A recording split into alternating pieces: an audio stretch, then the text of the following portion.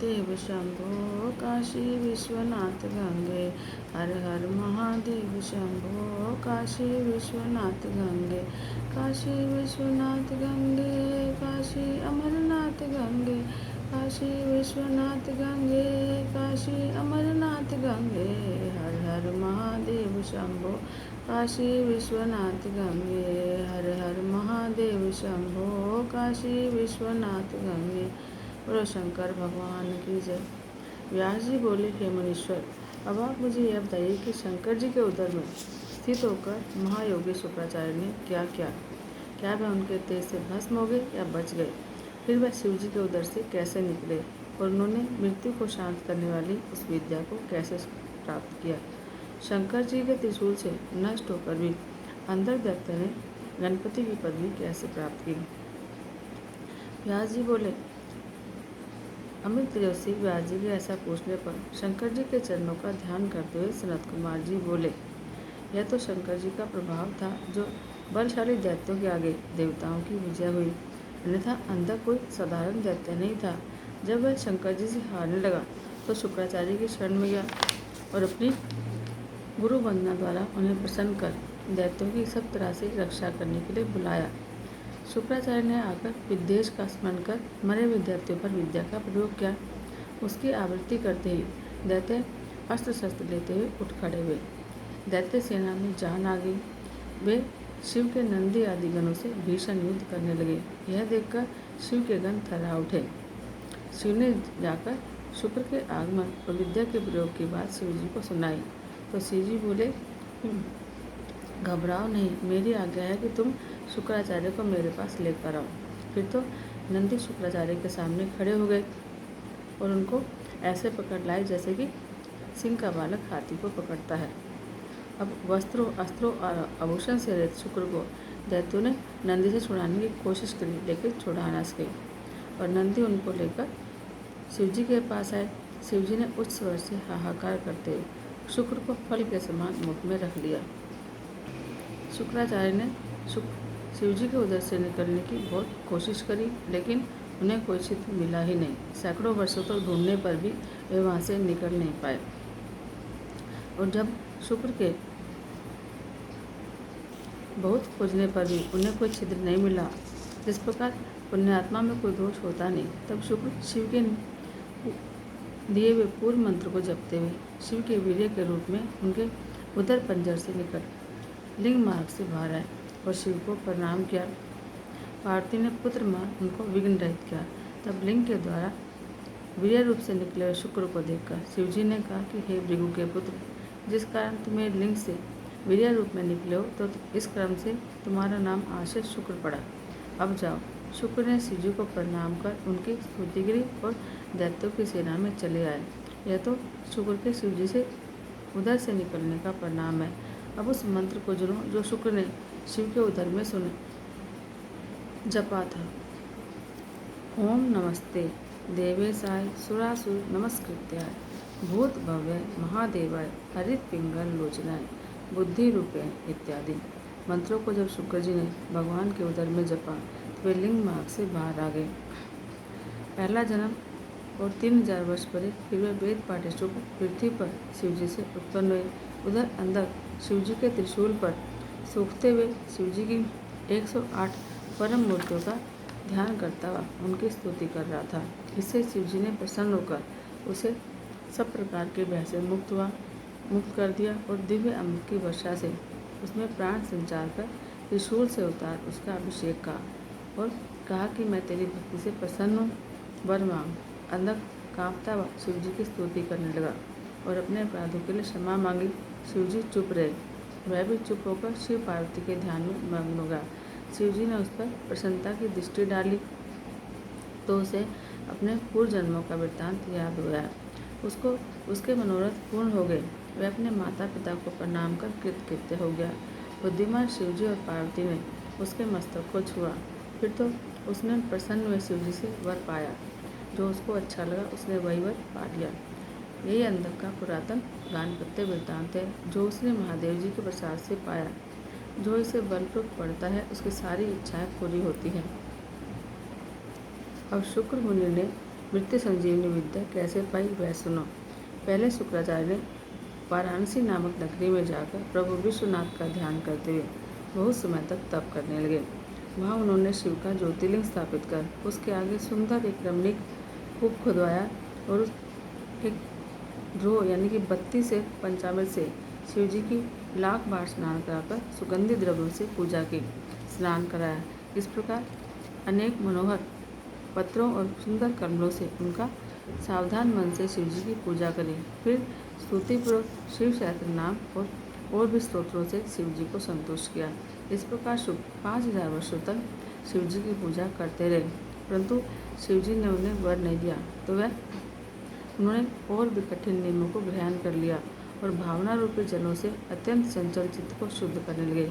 इस प्रकार चित्त को शुद्ध कर उन्होंने शिवार्पण किया और हजारों वर्षों तक कर्ण और धूप का पान करते रहे। तब शिव जी प्रसन्न वहाँ प्रकट हुए और बोले, हे तपोनिधि भृगु के पुत्र, मैं तुम्हारे तप से प्रसन्न हूँ, जो इच्छा हो वर मांगो। शुक्र जी ने परम पुलकित हो शिव जी को प्रणाम किया और जय जयकार करते हुए वो स्तुति करी। उन्होंने शिवाष्टक गाया जो बड़ा ही सुंदर है। शुक्र के उस अष्टक को सुनकर शिव जी बहुत प्रसन्न हुए और स्तुति कर पृथ्वी में गिरे हुए शुक्र को उठाकर आलिंगन कर लिया और कहा कि तुमने जो मेरा ज्योतिर्लिंग स्थापित कर इसकी कठिन आराधना की है, तो मैं तुमसे प्रसन्न हूँ। जो मांगो वही वर दूँ। वह भी समय आएगा जब तुम इस शरीर से मेरे उदर गृह में प्रवेश कर मेरी इंद्रिय मार्ग से निकलकर मेरे पुत्र भाव को प्राप्त करोगे। मैं यह दुर्लभ वर आज तुम्हें देता हूँ। इसके अलावा मैंने जिस मृत संजीवनी विद्या को अपने कठोर तप से प्राप्त किया वह भी तुम्हें देता हूँ। इस विद्या द्वारा तुम मरे हुए प्राणी को जीवित कर सकोगे और जिस किसी भी कार्य का उद्देश्य कर नियम से इस विधान को जपोगे तो इस सत्येश्वरी विद्या के प्रभाव से तुम्हारा यह कार्य पूरा होगा। तुम मेरे आशीर्वाद से सूर्य और अग्नि का भी अतिक्रमण कर आकाश में एक विमल तारा होकर एक प्रकाशमान ग्रह भी बनोगे और तुम्हारे सामने स्त्री पुरुष जो भी यात्रा करेंगे तुम्हारे दृष्टिपात से उनके सारे कार्य नष्ट हो जाएंगे, परंतु तुम्हारे उदय होने पर विवाह आदि शुभ कार्य होंगे और मनुष्यों के धर्म संबंधी सारे कार्य सफल होंगे। तुमने जो है शुक्रेश नामक ज्योतिर्लिंग स्थापित किया है, जो मनुष्य इसका पूजन करेंगे उसके कार्य सिद्ध होंगे। शुक्र को इस प्रकार से वर दे भगवान शिव उस पार्थिव लिंग में लय हो गए। हे व्यास जी, शुक्र ने जिस प्रकार वह मृत्युंजय नामक विद्या पाई वह मैंने तुम्हें सुनाया। अब मैं वह चरित्र सुनाता हूँ जिसमें भगवान शंकर की बानासुर पर कृपा हुई है और भगवान शिव का कृष्ण जी के साथ युद्ध भी है। अब तुम अपने पवित्र मन से उसको सुनो। ब्रह्मा जी के ज्येष्ठ पुत्र मरीचि एक श्रेष्ठ प्रजापति हो चुके हैं, जिनके पुत्र महामुनि कश्यप जी ब्रह्मा के बड़े भक्त और सृष्टि के बढ़ाने वाले हुए। उन कश्यप मुनि के सुशील 13 से स्त्रियाँ थीं जो दक्ष की कन्या थी। उनमें सबसे बड़ी दीति के दैत्य और शेष कन्याओं से चराचर सहित सब देवताओं की उत्पत्ति हुई। तब बड़ी स्त्री दति से बड़ा पुत्र हिरण्यकशिपु और छोटा हिरण्याक्ष नामक उनके 2 महाबली पुत्र हुए। उनमें हिरण्याक्ष की आद, अनुआद, संहाद, प्रहलाद ये 4 पुत्र उत्पन्न हुए, जिनमें सबसे छोटा प्रहलाद बड़ा जितेंद्रिय और भगवान विष्णु का ऐसा भक्त हुआ जिसे नाश करने में कोई भी दैत्य सफल न हो सका। और प्रहलाद का पुत्र विरोचन इतना दानी था कि उसने ब्राह्मण रूप इंद्र के मांगने पर अपना सिर भी काट कर दे दिया। फिर उसका पुत्र बलि भी बड़ा दानी हुआ, जिसने वामन अवतारी भगवान विष्णु के मांगने पर सारी पृथ्वी का दान कर दिया। उसी बलि का औरस पुत्र बड़ा ही माननीय और दाता और बुद्धिमान और सत्य वक्ता और हजारों को दान देने वाला शंकर जी का परम भक्त बानासुर हुआ, जिसने अपने बल से तीनों लोकों के राजाओं को जीतकर शोणित नाम वाली नगरी बसा वहाँ रहकर राज्य करना आरंभ किया। एक समय उन महादैत्य ने अपने 1000 भुजाओं के वाद्य से तांडव नृत्य कर शंकर जी को प्रसन्न किया। शंकर जी ने उस पर दया दृष्टि की और वरदान देने आए तो बानासुर ने शंकर जी को भक्ति से प्रणाम करके उनके गणों सहित अपने पास निवास करने का वर मांगा। शंकर जी ने उसे यह वर दे अपने गणों और पुत्रों से प्रेम पूर्वक उसके पास निवास करने लगे। एक समय शिव जी ने उसकी सोनितपुर नगरी के तट पर बहती हुई नदी किनारे देवताओं और दैत्यों सहित क्रीड़ा आरंभ की। जिसमें गंधर्वों और अप्सराओं ने नृत्य गान किया और मुनियों ने आकर शिव को प्रणाम कर उनकी पूजा और स्तुति से जय जयकार की और बड़ी प्रसन्नता प्राप्त की। शिव जी सब देवताओं और सिद्धों की जल क्रीड़ा देखने लगे। फिर शिव जी भी क्रीड़ा विहार में लग गए और नंदी को भेज पार्वती को भी बुलवा लिया कैलाश से। फिर पार्वती भी श्रृंगार करके आई और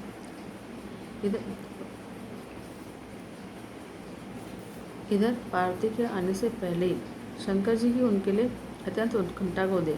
अप्सराओं ने सोचा कि इस समय जो शंकर के पास पहले ही उनसे जल विहार करने में अनुरक्त हो जाए, उसे शिवजी सब स्त्रियों में दिव्य और रानी बना देंगे।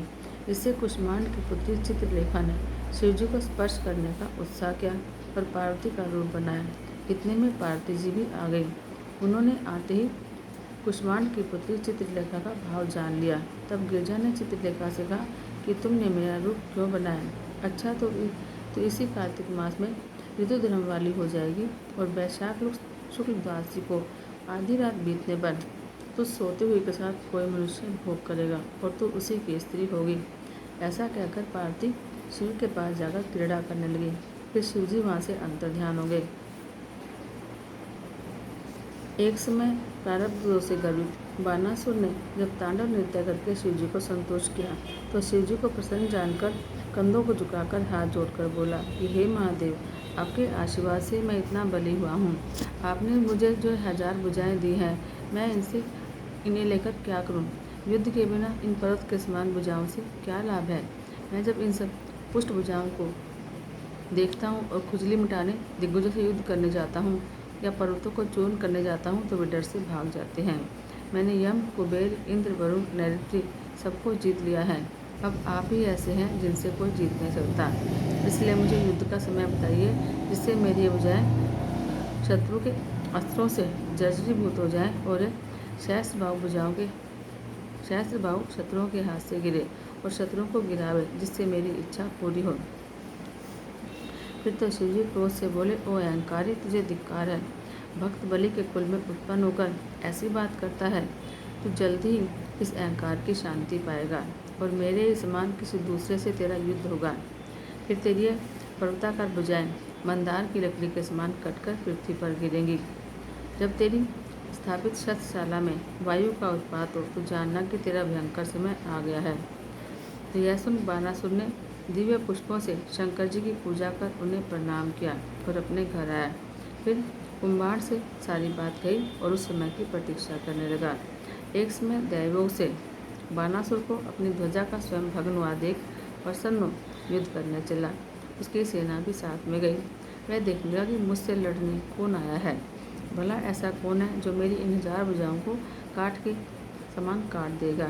उस समय शिव प्रेरित काल वहाँ पर पहुँचा, जहाँ बानासुर की पुत्री सुंदर वेश बनाए खड़ी थी। वैशाख का महीना था। जब वह रात्रि में विष्णु की पूजा कर स्त्री भाव में प्राप्त गुप्त अंतपुर में सो रही थी, तब दिव्य माया से वशीभूत और अनाथ के समान सोती हुई उस कन्या के पास पार्वती जी के भेजे हुए कृष्ण के पुत्र ने आकर उसके साथ बलात्कार से भोग किया और पुनः द्वारका में चला आया। तब अपने को दूषित हुआ जानकर वह सखियों को वाच्य बोलकर शरीर त्यागने लगी। इस पर कुष्मांड पुत्री चित्रलेखा ने जो कि उसे उसकी पूर्व कथा सुनाई, वह फिर उसे उसके लुप्त पति को प्राप्त कराने का उपाय सोचने लगी। चित्रलेखा ने एक वस्त्र पर सब देवताओं, गंधर्वों, सिद्धों, नागों, इक्ष्वाकुओं आदि के चित्र बनाए। मनुष्यों में उत्तर दुंदुभि, राम, कृष्ण, प्रद्युम्न का चित्र बनाया। तब अनिरुद्ध के चित्र को देखकर उषा लज्जित होकर सिर मुँह नीचे करके खुश हुई और चित्रलेखा को बताया कि इसी पुरुष ने रात्रि में मेरा भोग किया है। इस पर चित्रलेखा ने उसका नाम वंश कहकर उसके कुल आदि का वृत्तांत सुनाया, जिसे सुनकर बानासुर की पुत्री मुग्ध हो गई। वह अपनी सखी से उसको पाने की इच्छा प्रकट करने लगी और बोली, तुम मुझे उसको लाकर सुखी करो। अब मंत्री कन्या चित्रलेखा विस्मित होकर उसे लाने का विचार करने लगी। उसमें मन के समान गमन करने की शक्ति थी। ज्येष्ठ की कृष्ण चतुर्दशी को वह योगिनी द्वारका पहुंची। अब चित्रलेखा तामस योग से अंधकार कर सैया उठा सिर पर रख क्षण मात्र में सोनीतपुर आ गई। उषा उससे आश्चर्य से तो देखा और उसको देखकर काम क्रीड़ा करने लगी, लेकिन जो ही उसने क्रीड़ा करना शुरू किया त्यों ही इसकी जानकारी सबको हो गई। द्वार पर स्थित द्वारपालों ने इसकी सूचना बानासुर को दी। कन्या का दूषण सुन बानासुर को बड़ा आश्चर्य हुआ। तब बानासुर ने वहां जाकर अनिरुद्ध को देखा तो जो शीर से सुंदर और लीलायुक्त अपनी पूर्ण अवस्था में स्थित था। तब बानासुर ने अनिरुद्ध को दुष्ट और मूर्ख कहकर युद्ध के लिए ललकारा और कहा कि तूने मेरी पुत्री के साथ बलात्कार क्यों किया। उसने अपनी 10,000 सेना को आज्ञा दी कि इसे युद्ध में परास्त कर मेरे पास बांध कर लाओ। अब इस प्रकार शत्रु की सेना को गर्जती हुई देखकर अनिरुद्ध ने अंतःपुर के द्वार पर स्थित विकट परिख को हाथ में उठाया और काल के समान उषा के घर से निकल वहां पर आए जहाँ बानासुर के सेवकों को मारकर फिर उषा के पास अंतःपुर में लौट आए। फिर बानासुर ने अपने युद्ध में प्रवीण मंत्री कुष्मांड को बुला अनिरुद्ध से युद्ध करने को भेजा, लेकिन अनिरुद्ध तो शिवजी से रक्षित था और इससे उसने फिर बानासुर के हाथी घोड़ों रथों और इस प्रकार सशस्त्र 10,000 सेना को मारकर उसका संहार कर दिया। इस पर बानासुर घोड़े पर बैठकर उससे युद्ध करने आया। वह कपट से युद्ध किया, कभी गुप्त होता और कभी छिपता हुआ इस तरह युद्ध करने लगा। अनिरुद्ध आश्चर्य में पड़ गया। बानासुर ने नागपाश से बांध करके उसे पिंजड़े में डाल दिया और फिर सारथी से उसका सिर काटने को कहा और कहा कि इसने मेरे कुल को दूषित किया है, इसे इस बलात्कार का यही फल दो। तब आकाशवाणी हुई कि बानासुर तुम शिव भक्त हो, तुम्हें इस प्रकार क्रोध नहीं करना चाहिए। शिवजी सबके ईश्वर हैं, उन्हीं के अधीन यह चराचर जगत है। वही सबके अंतर्यामी, निर्विकार, अविनाशी, मायाधिपति और निर्गुण है। देर नहीं है, वे शीघ्र ही तेरा नाश करेंगे। यह आकाशवाणी सुन बानासुर ने अनिरुद्ध को नहीं मारा और अंतःपुर में जाकर उत्तमोत्तम मद्यपान कर अनिरुद्ध को बंद करा दिया। फिर क्रिया के बिना और अतृप्त चित्त वाले अनिरुद्ध ने देवी दुर्गा को याद किया। अनिरुद्ध की स्तुति सुन चतुर्दशी की उस रात में शिकारी जी ने प्रकट हो उसके पिंजड़े को तोड़ दिया और फिर वे अनिरुद्ध बानासुर की कन्या के पास गया और वहाँ पानीय पदार्थों को पान कर सुख हुआ। फिर लाल लाल नेत्र करके बानासुर की कन्या के साथ पहले की तरह विहार किया। अनिरुद्ध के जाने पर जब श्री कृष्ण ने स्त्रियों का रोना सुना तो उन्हें बड़ा दुख हुआ और वर्षा के 4 महीने वे बड़े दुख से बीते। फिर नारद जी से अपने पुत्र के बन जाने का समाचार सुन वे सब यादवों को ले सोनितपुर पहुँचे और प्रद्युम्न, युधान, साम, सारन, नंद, उपनंद, बलभद्र और कृष्ण के सभी अनुवर्ती उनके साथ थे। इस प्रकार 12 अक्षौणी सेना लेकर श्री कृष्ण बानासुर की नगरी को चले और उस नगरी को घेर लिया। उसका तब उन्हें इस प्रकार घेरते देख बानासुर उनसे युद्ध के लिए आया। साथ ही अपने भक्त की रक्षा के लिए भगवान शिव भी अपने पुत्रों और गणों से नंदी पर बैठकर आए। रुद्र और कृष्ण आदि का अद्भुत युद्ध हुआ। कृष्ण का शिवजी से, प्रद्युम्न का कुंभार से, कूप का कर्ण से, बाण पुत्र का साम से, बाण का सात्यकी से और गरुड़ का नंद से युद्ध हुआ। औरों ने भी औरों के साथ द्वंद्व युद्ध किया।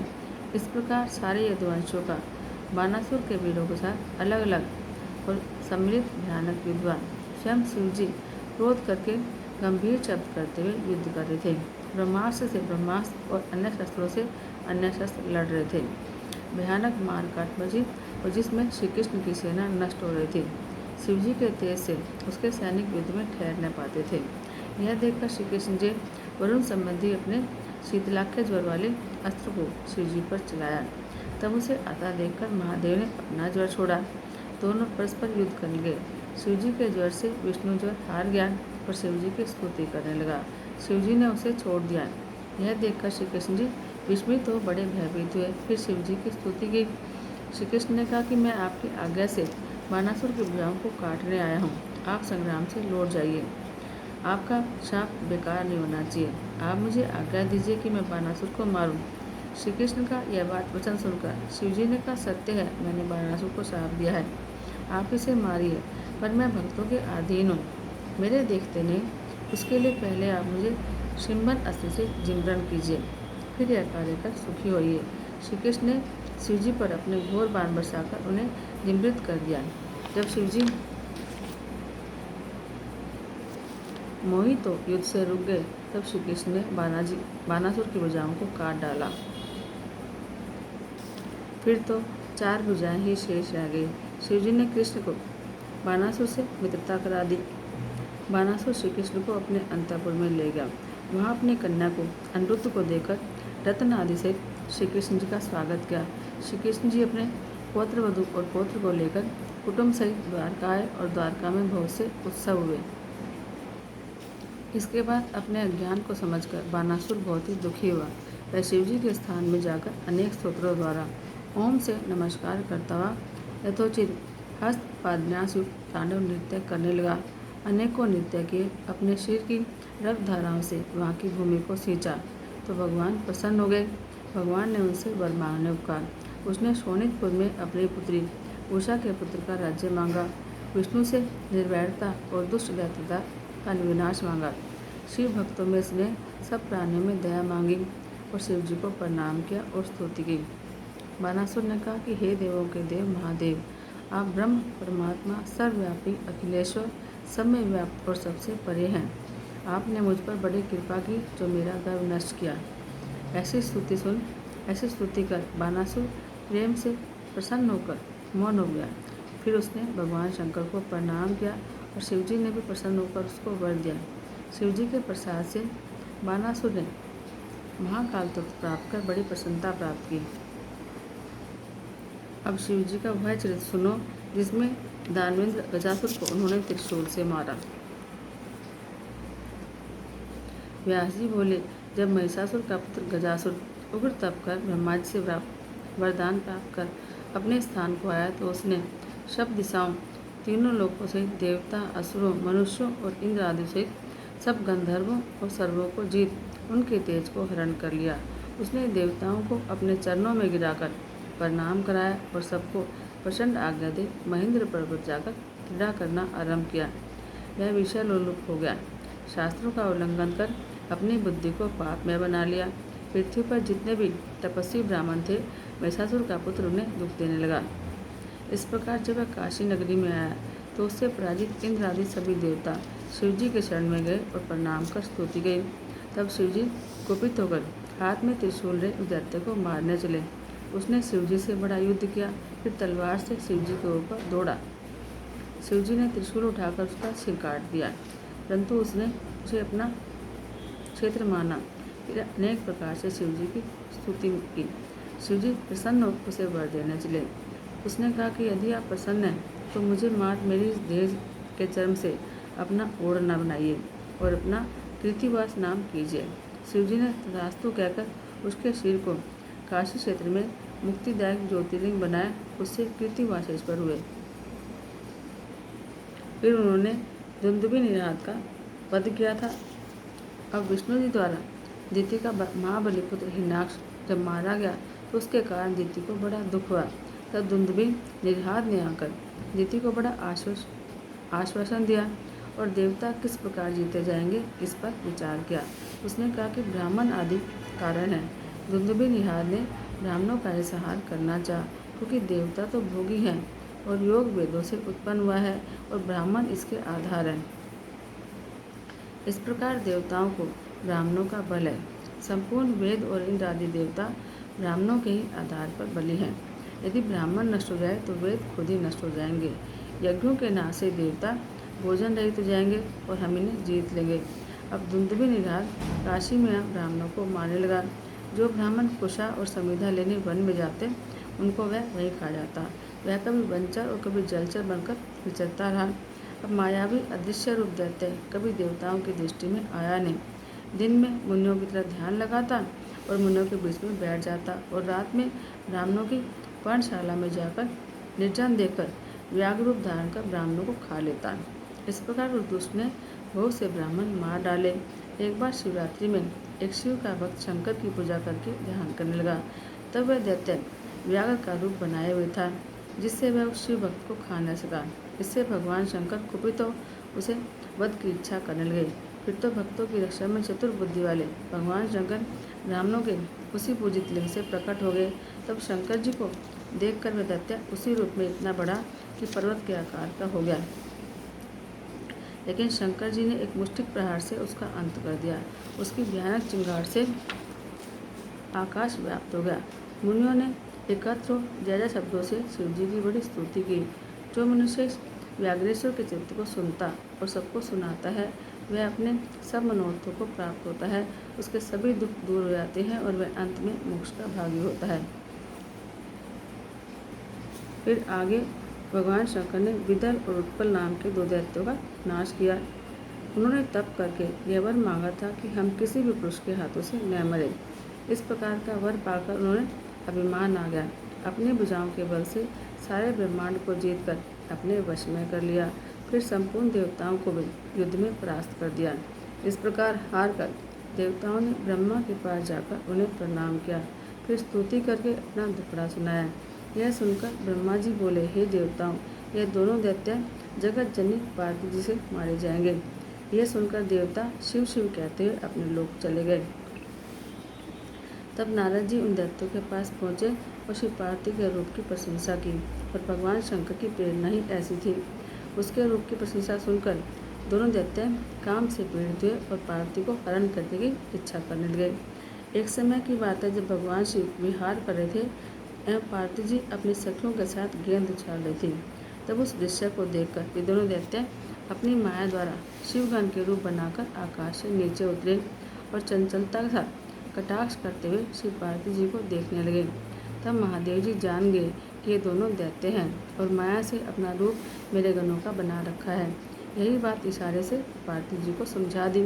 तब तो पार्वती जी ने खेलते खेलते अपनी गेंद उन दैत्यों पर फेंकी और गेंद के लगने की देर थी कि वे दैत्य चक्कर खाकर पृथ्वी पर गिर पड़े और उनके प्राण निकल गए। तब तो यह गेंद लिंग रूप से दर्शन देने लगी। ज्येष्ठेश्वर के पास तंदुकेश्वर नाम से यह स्थान प्रसिद्ध हो गया।